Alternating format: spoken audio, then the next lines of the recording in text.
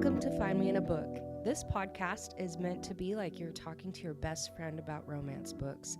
I share my passion with those who love to read, those who don't have time to read, or those that don't like to read, but still want to know and be involved with book conversations.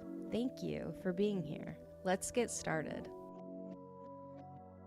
Hello, welcome to my living room if you're watching this, and to my appearance. I am in the middle of COVID currently. Where did you get it, you may ask? From the husband. That's one downfall of being married, is that you usually get the sickness that your spouse gets. And it sucks. He was in Vegas for a conference for the week, and naturally there's so many people. And also, if you're watching this, you can see that one of my dogs just popped up, and he's like, hello, please pet me. So you're welcome for that little treat. Anyways, yeah, he got home and we were with each other for 24 hours, and then he had to go do some location scouting overnight. And that next morning on Saturday, I woke up sick, and I was like, WTF, like this freaking sucks. So it's been about 3 days now, so I'm right in the middle of it, and there might be a lot of cutting to this episode because I have a really bad cough. That's the first symptom I always seem to get, is a really bad cough. So RIP to my lungs. They have gone through it. This is, I think, the third time I've gotten COVID. I don't recommend it. It's rough. It's definitely better than it has been, but it's still really rough. So this episode is probably going to be a little bit short. Last week's was kind of short. It was shorter than I thought it would be, but that's okay. I feel like I got all the information out that I needed, and who's got time for like 45-minute podcast episodes, you know? I mean, that would be nice, but sometimes it just doesn't work out that way. Sometimes quick is better. So we'll see what this episode ends up to be. I'm really excited to talk about this book today. But before we get into that, I want to update you that my mom is starting to read Spark of the Everflame by Penn Cole. And I don't know if I think I've mentioned it, but I haven't talked a lot about it. I think I want to do an episode on it because we read all 3 books. My sister read all 3 books as well. And yeah, my mom is starting. The 4th book comes out in March, and we cannot wait. It is such a good series, like really, really good. And that's all I'm going to say. So I highly recommend that you read it. And there will be an episode on it later on. I don't know when yet, but there definitely will be. And I highly recommend it. Like, honestly, TikTok did its justice. Like, it kind of went around on TikTok. And yeah, it is a very, very good series. And I did finish Fire in the Flesh by Jennifer Armentrout. It's the 3rd book with Nick Tost and Sarah. I finished it a week ago, and I was going to do it for today's episode, but I needed more time on my notes because it's a pretty hefty book. And so I'm like halfway through my notes, and I wasn't ready yet, so I'm pushing it to next week. But I have a lot of thoughts and feelings about that book. Lots of positive, lots of negatives. So stay tuned for that.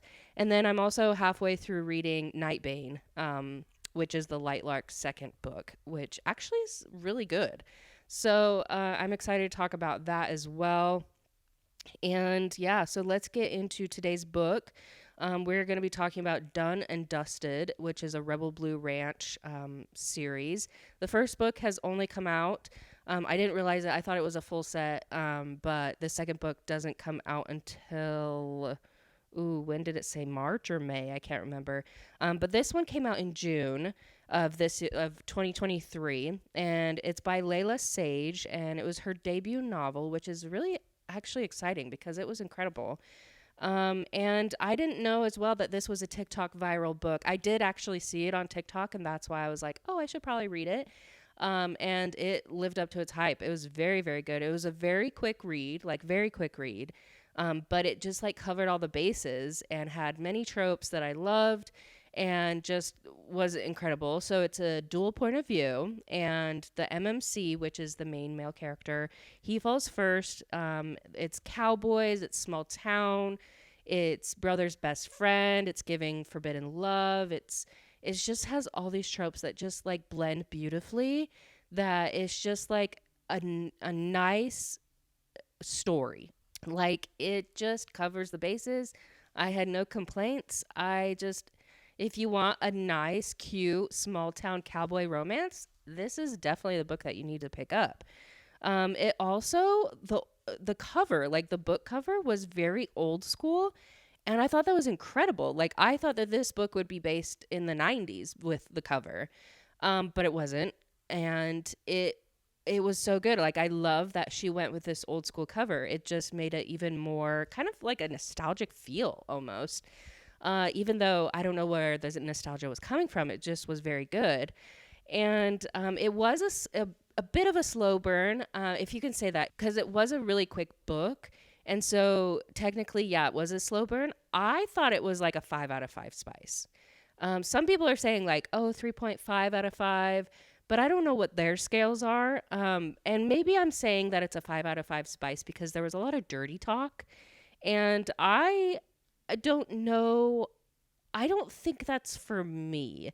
Like, and I'm trying to figure out why it's not for me. Like the dirty talk is what I'm talking about.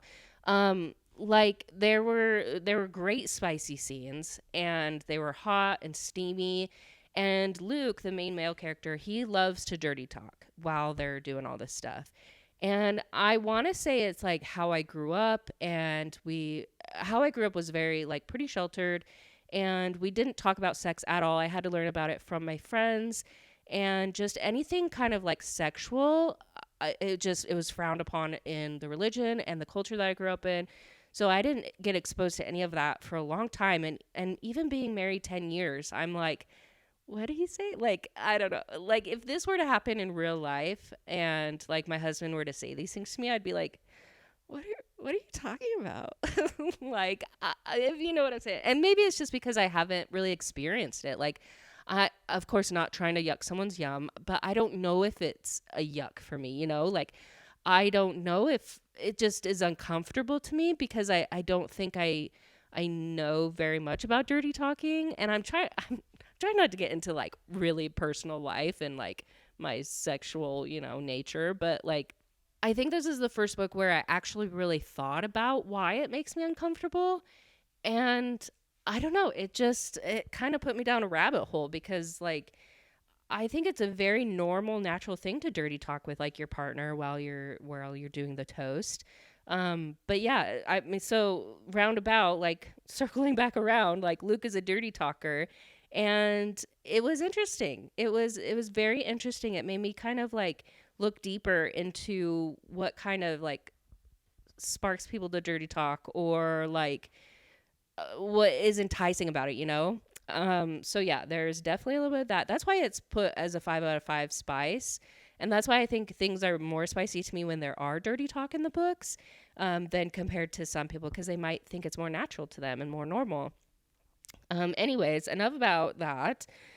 So we have Emmy. Emmy is our main female character. She is a championship barrel racer. She comes from Wyoming, and she has just come back to Meadowlark, which is the town that she grew up in, from Colorado. She was there with the championship team, and she was doing her thing, and she was actually thrown from a horse and now has like severe anxiety and PTSD about getting on the horse, and just she doesn't know what to do, so she came back. And her family owns Rebel Blue Ranch. She has two brothers and her dad and her best friend Teddy. And then we have Luke Brooks. Everyone calls him Brooks. He grew up with a drunk dad. His mom married his stepdad, and his stepdad didn't want anything to do with him, basically kicked him out. He wasn't welcome there. And so he became best friends in, I think it was like kindergarten or first grade, with one of Emmy's brothers, Gus. And then he is actually between her two brothers. So there's Gus and Wes, and he is right in the middle of like their age. So he became best friends with both of them, which is really cool. So he became like a fourth child. And their dad just like took him in and pretty much raised him as his own. And her mom passed away when she was young. And so they've just had their single dad, and he runs this ranch, and they have great like personal skills. They're just a really solid family, and they have a great work ethic, and they just seem like a great family that you would want to be a part of. And so when Luke's dad did die, I think he was like an alcoholic and he had a lot of problems. His dad actually owned a bar in town, the only bar in town, and nobody really knew who owned it. And so his dad gave him the bar, and so he took it and really turned it around into something really great. So he's a businessman. He's changed his life. He was like a wild child, basically, like sleeping around, like kind of rebelling against everything, kind of that story, and then changed his life around about 5 years ago. And so Emmy at first is like thinking that he's what he used to be when he was like a teenager. And so she didn't like take him serious or anything. And then once she finds out like he's the bar owner and the things that he's done for the town and completely has changed his life around, she then kind of gives him the time of day. And it actually happens that they kind of like talk to each other a little bit, but he comes into the barn one day and she's having an anxiety attack. Like she is by her horse and she's just shaking really bad. And he's like, "Hey, are you okay? Like, let's talk about this." And he's just very kind, very understanding while she's very vulnerable right there. And he like helps settle her down. They talk through everything and he just becomes like a really good support for her. And she just like relies on him and like him in everything, honestly, like just every kind of support. And so he begins to reteach her how to ride a horse. Like they go really slow, and throughout the next couple weeks, couple months, they like actually I think it's just like a month that they just restart from the beginning. And he's so patient with her and so kind, and like she really wants to kiss him, and you see his point of view. He really wants to kiss her, but they don't do it. And then finally she's like, "You know what? I'm just going to kiss him." And so she does. Like she makes the move first, and he was very respectful throughout this whole thing, and he didn't want to like overstep his bounds. Um he just like wanted to make her comfortable. And so like yeah, once she kissed him, then he was like, "Oh, okay, like hats off, like let's go." So they like start to kiss more. They get a little bit toasty, and then like a phone call happens, but they just like take it slow. He's like, "I don't want to keep you a secret. Like I want to tell your brothers immediately." And she's like, "No, no, no, I'm not ready for that." So it was actually her that was like, "No, let's not tell them first." And he wanted to tell them first thing because he knew probably what would happen, which it does at the very end. Her oldest brother gets really mad and like punches him when he finds out. And so Luke's like, "I know Gus is going to act like this." And she's like, "No, just give me some time." So while their relationship grows in secret, like it's just helping her throughout life and throughout her anxiety and everything. And I really loved that Emmy is a badass. Like she like knows who she is. She's confident. Like she grows throughout this whole book, and like with her anxiety and everything and her PTSD, like how she grows and forms around it and figures things out. And her relationship with her family and her best friend Teddy is so beautiful. And I did also like that these characters are older. Like she is 27 and Luke is in his 30s. And I really enjoyed that. I really enjoyed that. Like I think with the age that I am now, I'm slowly transitioning to older books. Like I used to be able to read like the high school books when they were in high school and all that. And then I just kind of didn't like it anymore. So then I moved on to like college books where they're in college, and I still read those. It's still really great. But I'm kind of liking more when the characters are a little bit older. And it makes sense because I'm getting older myself, and so it's more relatable, and I like it a lot more. And another thing I thought was really relatable in this book is that she has ADHD, which I don't think I've really read a book that really brought ADHD to light, you know? Like things are talked about a little bit, like anxiety is talked about a lot in books, and some PTSD is talked about in books, and a couple other things are talked about in books, but I don't think anyone has really talked about ADHD and like what you go through and how your brain kind of works with that. And I thought it was really relatable because I found out that I have ADHD like a year ago, and I'm in my 30s. Like just later in life, I think our generation is finding out that, hey, we actually do have ADHD. Like that actually answers a lot of our questions of why we are the way that we are. And so I really liked how she explained it and shared it. And it was just a very great, wholesome, just well-rounded book with these well-rounded characters. And it is cute that Emmy and Luke, they try to be friends at first, and it does do really well. And then once she kisses him, he's like, "Nope, we're doing this. Like, we are in a relationship." And then one of the championship people, they call and they say like, "Hey, we're gonna be there for, I don't know if it's a tournament, I can't remember the right word, but they're coming there to Meadowlark, and they want her to compete."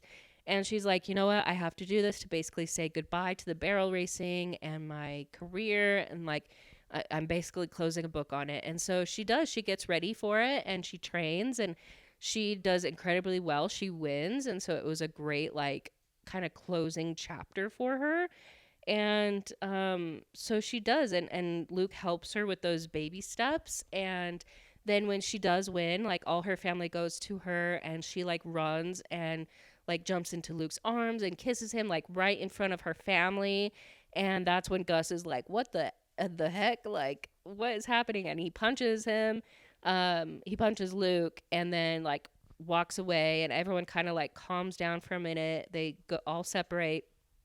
And a couple days later, Gus comes to Luke and he's like, "Hey, sorry for what I said," because he basically called Luke like a mess up, because that's what Luke has said that he has been like his whole life is a mess up. And so Gus really like shot him where it hurt. And so Gus, like, he apologizes and he's like, "That was uncalled for. Like, I know you've done great things. And it's just hard when it's my baby sister." Like, it's that conversation that we see a lot in like the brothers best friends books, that it's kind of like predictable, you know, but it's still kind of like oh, I wish I had an older brother that would do that. I have an older sister, which she's like my best friend. But we both have to like talked about it a little bit where, yeah, it kind of would have been cool to have an older brother be like that. But also I'm kind of glad not, because it sounds kind of annoying. So yeah, like I just really like that book. And the second book doesn't come out until later, which makes me so upset because I'm invested in these characters now. Like the next book is her second brother Wes, which I kind of wish it was about Gus, but I know it's like leading up to that, because I think Gus and Teddy are going to like combust together, because they have that like love-hate relationship and they're so sassy to each other that I'm like, "Oh, I can't wait." So yeah, I think yeah, the second one is Wes. He is going to fall in love with one of the designers that is coming into town to help with like Guest Ranch. And so I'm excited to read that when it does come out. But overall, this was an incredible debut novel. Incredible. I really loved it, and the hype was worth it. And I'm excited to get into some other debut novels. And yeah, I'm just excited for 2024, for this new year and the new books that are coming out. And I just hope it does us justice, you know? Like, I think we're really all in our reading era, our romantasy, our romance, just all types of romance books. Like, this is our era, and I'm here for it. Like, obviously, I've been here for over 2 years, like, in this genre. I mean, I always have, but like talking about it, I've been here for 2 years. Like, I'm glad people are finally realizing how great this area is and how great we all are, and this community is, you know. I'm excited for it. So anyways, thanks for joining me on this little episode. I am going to go drink lots of water and try and get some more naps in. And I hope that you pick up this book because it really was so good. I'm grateful for you guys. Thank you. And follow me on all the social medias, especially Instagram. That's where I update everything. And I slowly am getting on TikTok. But I'm grateful for you guys. Definitely rate and review these episodes. It's very helpful to me. And I will talk to you next week.